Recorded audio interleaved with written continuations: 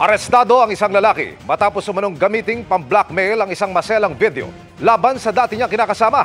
Ang naturang video pinadala umano sa kanya ng bagong nakarelasyon ng biktima.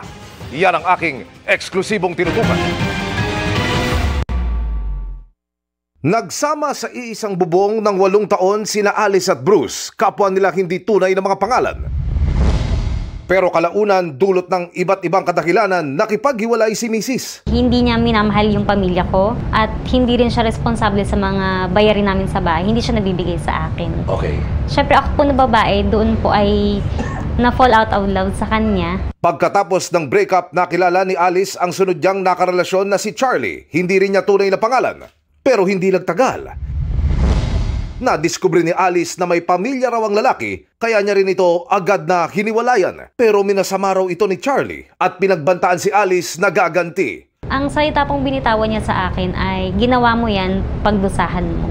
Lingid sa kalaman ni Alice, may hawak palang private videos nila si Charlie. Sinend daw ito ni Charlie sa unang kinasama ni Alice na si Bruce. At nang matanggap naman daw ito ni Bruce, ginamit naman daw ito ni Bruce na pang-blackmail para makipagbalikan sa kanya si Alice.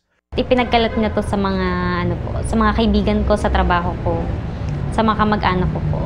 Ininda raw ng gusto ni Alice ang kahiyang dulot nito. Hindi ko po alam kung paano po ako lalabas ng bahay, paano po ako magtatrabaho, paano po ako harap sa mga kamag-anak ko. Dito na siya nakipag-ugnayan sa Eastern District, Anti-Cybercrime Team ng PNP. Ilaw, di mo napatayin? At sa isang entrapment operation, nadakip ng mga pulis si Bruce.